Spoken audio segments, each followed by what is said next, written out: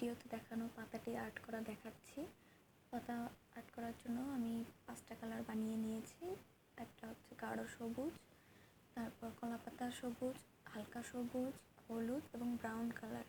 পাতার নিচ দিয়ে যেহেতু গাঢ় কালারটা হয়, তো প্রথমে পাতার নিচে গাঢ় কালারটা দিয়ে উপর দিয়ে আস্তে আস্তে হালকা কালারটা আমি দিচ্ছি। এতে পাতার একটা শেড তৈরি হচ্ছে। যদি আমরা একটাই কালার দিয়ে যেতাম যে গাঢ় সবুজ গাঢ়ই সবুজ দিচ্ছি বা কলাপাতা সবুজ তো কলাপাতাই দিচ্ছি, তো এটা হয় না, সুন্দর দেখায় না। তার জন্য এক একটা পাতাতে এক একটা জায়গায় এক একভাবে দিচ্ছি। যেমন পাতার নিচটা আমাদের কেমন হয় সেটা দিয়ে লক্ষ্য রাখতে হবে। পাতার নিচে সবসময় গাঢ় সবুজ রঙটা হয়, তাই গাঢ় সবুজ রঙটা নিচে দিচ্ছি এবং ওপর থেকে হালকা কালারটা দিয়ে দিচ্ছি। হলুদ কালারটা দেওয়াতে আরেকটা সুন্দর কালার এসেছে এবং পাতার যে ওপর পাশটা থাকে সেটা একটু মরা মরা থাকে কিছুটা, ওই মরা কালারের জন্য ব্রাউন কালারটা ব্যবহার করছি।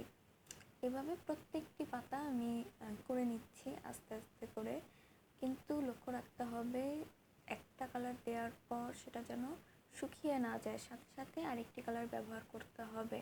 তাই আমি এখানে ব্যবহার করছি 8 নাম্বার ব্রাশটি, 8 নাম্বার অথবা 10 নাম্বার। এই 8 নাম্বার 10 নাম্বার ব্রাশ দিয়ে পাতার কাজ বা ফুলের কাজ খুব সুন্দর হয়।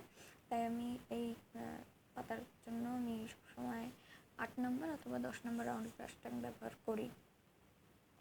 পাতার কাজ করার সময় অবশ্যই খুব দ্রুত সব টানগুলো দিতে হবে। আমি যেমন এখানে আমি হালকা সবুজ থেকে শুরু করেছি, আমার উপর দিয়ে একটুখানি ডিপ সবুজ দিয়েছি। একটা পাতা এক এক রকম করতে গেলে ফুলটা সম্পূর্ণ ফুটে ওঠে, না হলে দেখা যায় যে একটাই কালার তো ঠিক চোখে ফুটে ওঠে না, উল্টা একটুখানি কেমন ডিপ, একটু ভালো লাগে না দেখতে। দেখার সৌন্দর্যের জন্য ঠিক যেমন গাছের পাতা হয়ে থাকে সেভাবে কাজ করতে গেলে অনেক সুন্দর মানায়, কাজগুলো অনেক ফুটে ওঠে।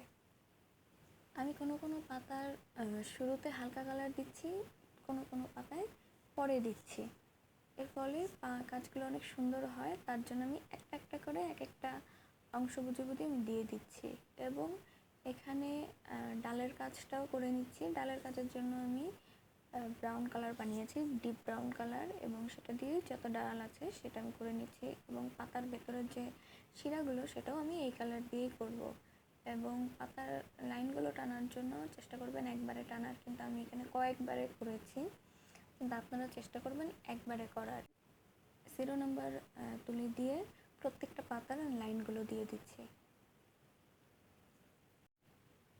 পাতার রং করার সময় চেষ্টা করবেন অনেকগুলো রং বানিয়ে নিতে। আর যদি মনে হয় যে না অনেকগুলো রং একসাথে বানিয়ে নেওয়ার মতো জায়গা নাই, যে নষ্ট হবে রং, তাহলে আপনি ডিপ কালারটা বানাবেন, ডিপ সবুজ কালার, তার সাথে হলুদ এবং ব্রাউন কালারটা, এই 3টা কালার থাকতে গেলে পাশে প্রয়োজন মতো ওই ডিপটাকেই আমরা লাইট করে নিতে পারবো।